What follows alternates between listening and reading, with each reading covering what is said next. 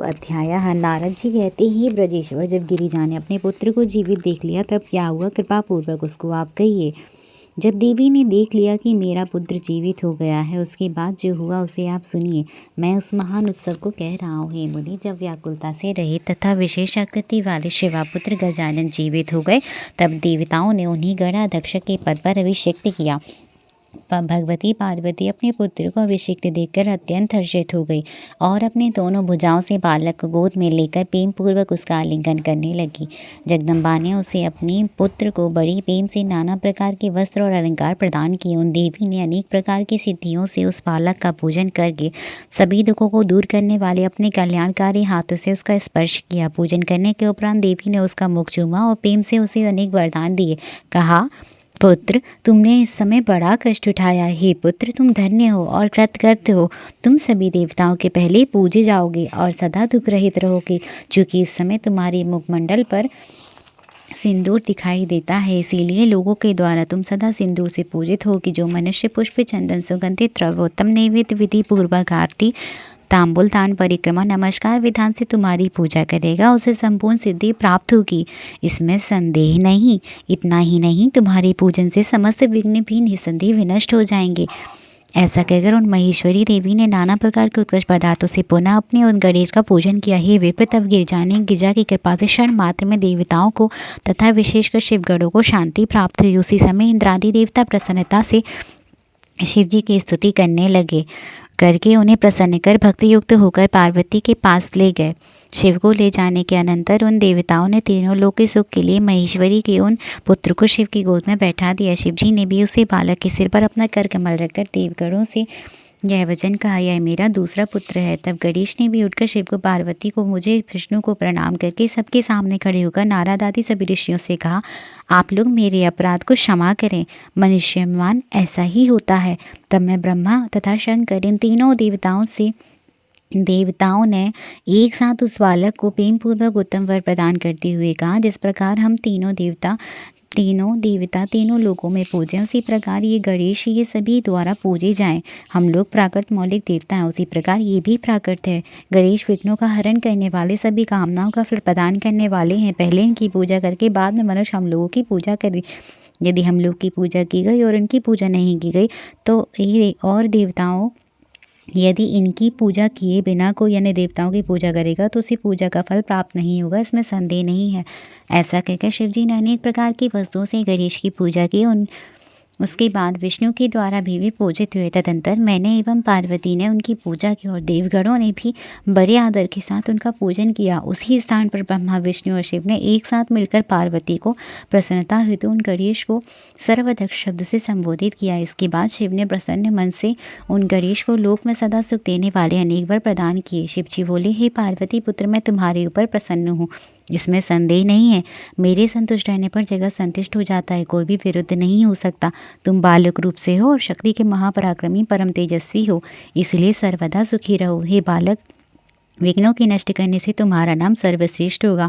आज से तुम मेरे संपूर्ण गणों के अध्यक्ष एवं सबके पूजनीय होगे।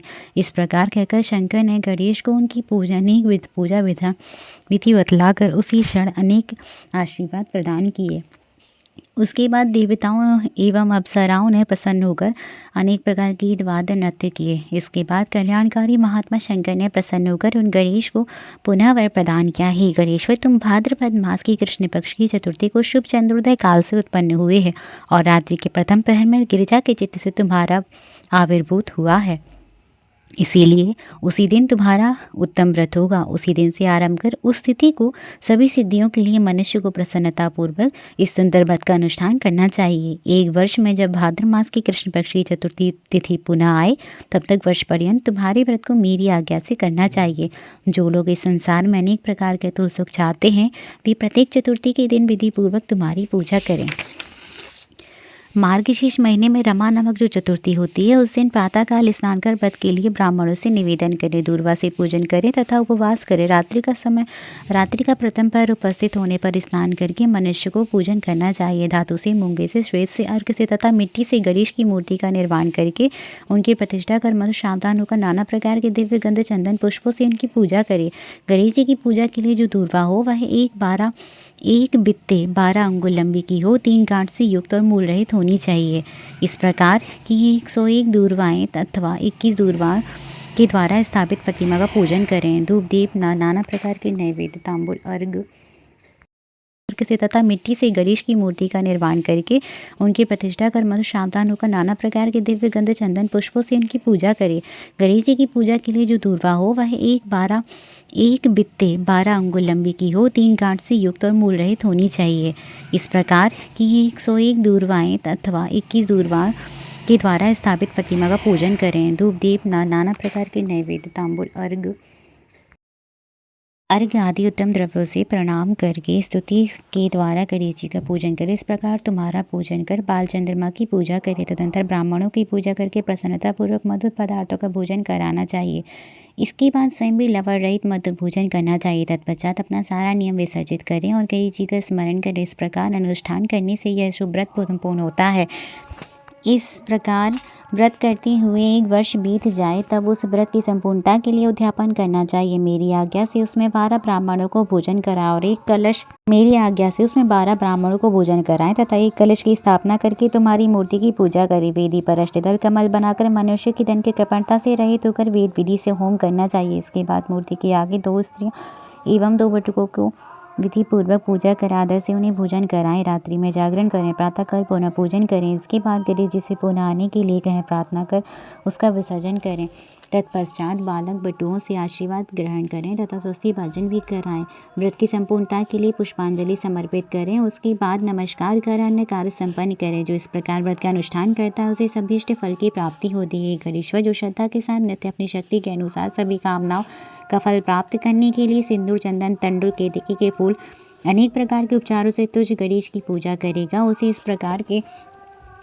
इस प्रकार जो भी भक्ति पूर्वक अनेक उपचारों से तुम्हारी पूजा करेगा उसको सदा सिद्धि प्राप्त होगी तथा उसके विघ्नों का नाश हो जाएगा। सभी वर्णों विशेषकर स्त्रीजनों को गणेश जी का पूजन अवश्य करना चाहिए। अपने अभ्युदय की कामना करने वाले राजाओं को विशेष रूप से पूजन करना चाहिए। ही गणेश मनुष्य जो कामनाएं करता है तुम्हारी पूजा से उसे निश्चित रूप से प्राप्त करता है। इसीलिए कामना करने वाले उस मनुष्य को सदैव तुम्हारा पूजन करना चाहिए। हे मुनि, जब महात्मा शिव जी ने गणेश जी से इस प्रकार कहा तभी सभी देवगणों, ऋषिवरों, समस्त शिवप्रिय गणों ने तथास्तु कहकर विधि पूर्वक गणपति का पूजन किया। उसके बाद सभी गणों ने गणेश को प्रणाम किया और आदर पूर्वक अनेक प्रकार की वस्तुओं से विशेष रूप से उनकी पूजा की। हे मुनीश्वर, उस समय भगवती गिरिजा को जो हर्ष उत्पन्न हुआ उस अवर्णीय हर्ष को मैं चारों मुख से भी कैसे कहूँ। देवताओं की दुदुम्बियाँ बजने लगी, अप्सराएं नाचने लगी, बड़े बड़े गंधर्व गान करने लगे, पुष्प वृष्टि होने लगी। इस प्रकार गणपति की प्रतिष्ठा होने पर सारा जगत सुखी हो गया, महोत्सव होने लगा और सारा दुख नष्ट हो गया। ही नारद, उस समय विशेष रूप से पार्वती तथा शिव प्रसन्न हुए, सर्वत्र सुखदायक महामंगल होने लगा।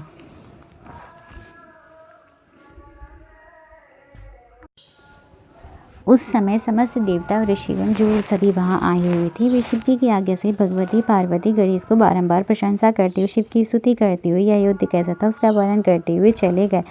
जब भगवती पार्वती का क्रोध शांत हो गया तब शिव जी भी पूर्ववत पार्वती के समीप आकर लोकहित की कामना से नाना प्रकार के सुखद कार्य करने लगे। यद्यपि वे स्वात्मा राम में फिर भी भक्तों के कार्य के लिए सदैव उद्धत रहते हैं। विष्णु तथा मैं ब्रह्मा उन पार्वती शंकर की भक्ति पूर्वक सेवा कर शिव से आज्ञा लेकर अपने स्थान को आ गए। हे नारद, ही भगवान, ही मुनीश्वर, आप भी शिवा का यश का गान करके उनसे पूछकर अपने भवन को चले आए। हे नारद, आपके द्वारा पूछे जाने पर मैंने आपसे विघ्नेश्वर शिव जी गणेश जी के यश से मिश्रित भगवान शिव और भगवती शिवा के यश का आदरपूर्वक पूर्ण रूप से वर्णन कर दिया। जो संयत होकर इस मंगलदायक आख्यान को सुनता है वही सभी मंगलों से युक्त होकर मंगलों का आलय हो जाता है।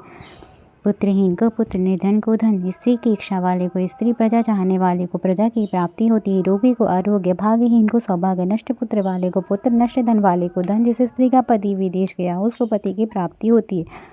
शोकयुक्त पुरुष शोक से रहित हो जाता है, इसमें संशय नहीं है। गणेश संबोधित यह आख्यान जिसके घर में नित्य रहता है वह सर्वदा मंगल से युक्त रहता है, इसमें संशय नहीं है।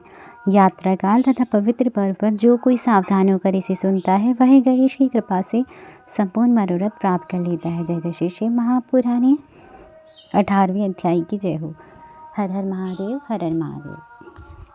Happy Basant Panchami to all.